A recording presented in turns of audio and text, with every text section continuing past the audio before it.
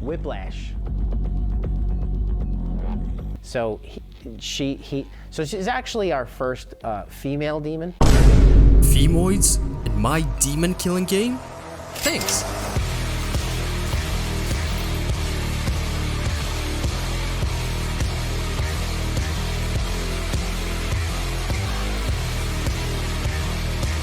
Fuck it. Add them to the list.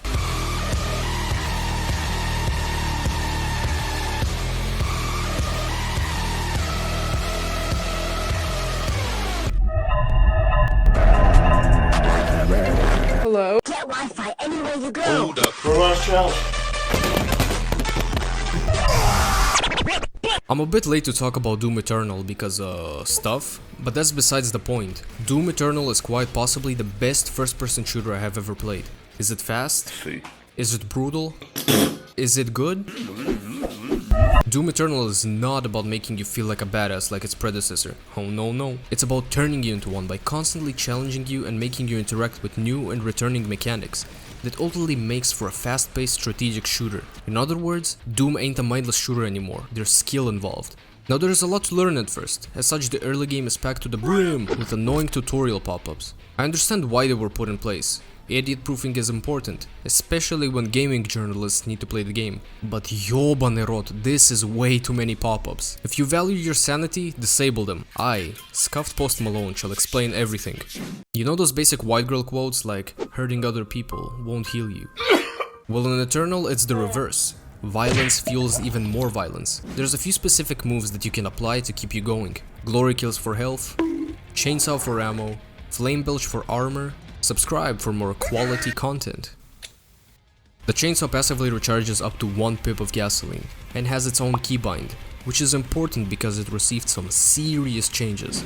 In Doom 2016 you had so much ammo that the chainsaw felt more like a novelty piece rather than a weapon in the Slayer's arsenal. This also applied to weapons.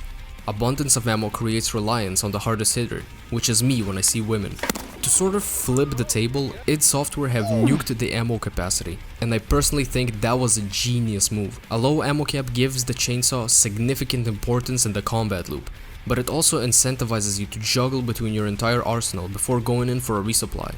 To further incentivize weapon juggling, id have implemented a weak spot mechanic. This mechanic allows you to disarm or flat out destroy some demons when using the right tool for the job. The shotgun, for example, is a great weapon on its own. It hits hard, feels fantastic, and sounds like Teen Spirit.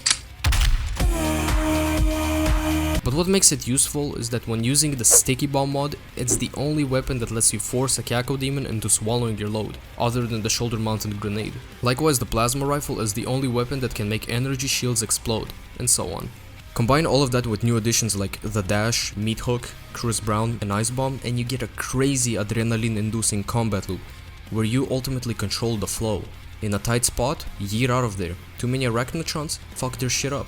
Combat getting too hot? Cool it down with the Ice Bomb. The game will relentlessly test your skills and reflexes every step of the way, and with each new arena it will get harder as you are introduced to new situations and new enemy types. I won't list all of them, but here's the ones that stood out to me. The Tyrant, who is not to be confused with the Cyber Demon, is a behemoth that will fuck you up if you ain't moving. He also has no weaknesses. The Carcass, who looks like your typical SJW, and surprisingly enough acts like your typical SJW, by constantly blocking the Slayer's efforts to save his people from the demonic invasion. And last but certainly not least, my favorite demon in the game, the Marauder. I love this dude for 3 very important reasons. Firstly, he reminds me of myself. My eyes have been opened. Secondly, he is peak aesthetic. The whole Doomslayer gone rogue type vibe is pulled off perfectly, both appearance-wise and gameplay-wise, as he tests your skills like no other enemy. You can't cheese him with one-shot weapons like the BFG and the Crucible, which creates this ancient rivalry-like encounter. Lastly, the Marauder single-handedly made the bad players expose themselves. Now let me preface this by saying that if you don't like the Marauder, that is totally fine and your opinion exists. However, if you go on forums crying shit like, Oi, Marauder OP. Oi, Marauder ruins the game. Oi, my PP small, help me.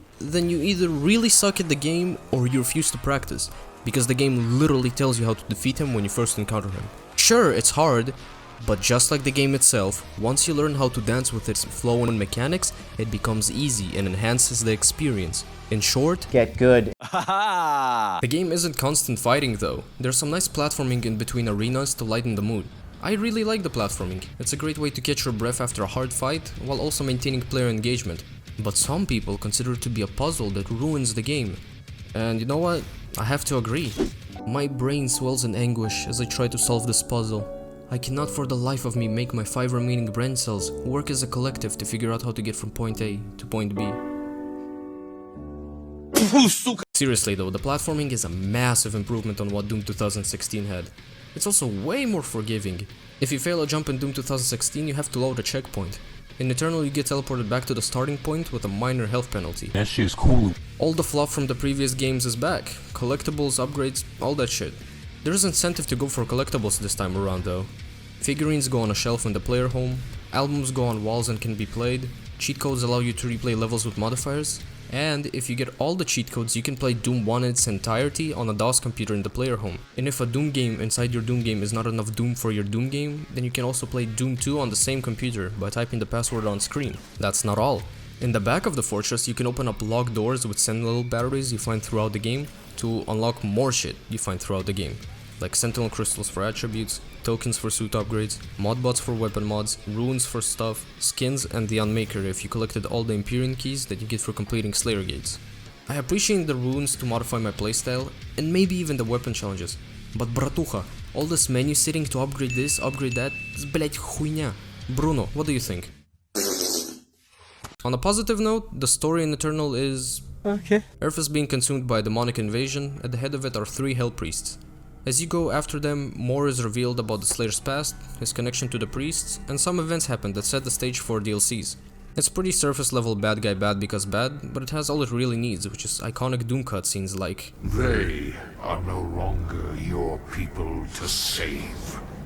The locations the story will take you through is what fleshes out the universe. These levels are gorgeous. Minneapolis, Sweden, Argent, Urdak all give off distinct memorable vibes, both from a unique aesthetic and ambient soundtracks. Just look at these skyboxes, man. There is one level, however, that does something questionable in regards to lore. Do you remember the Slayer Testaments from Doom 2016? You know, those cool ones that made the Slayer seem like a total badass? Well, there is something similar in Doom Eternal, but these ones are more like Serjuh Testaments, since they suck. I believe him now to be more than just a man. He is Doom. Cringe!